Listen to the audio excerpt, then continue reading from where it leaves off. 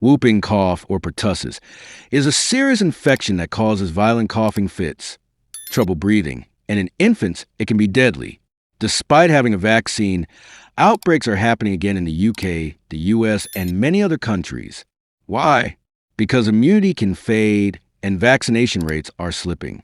Whooping cough is caused by a bacteria called Bordetella pertussis. It attacks the lining of your airways, leading to severe coughing fits. The classic whoop sound happens when someone gasps for air after a long coughing spell. But here's the danger: while adults and teens may just have a bad cough, babies can stop breathing altogether.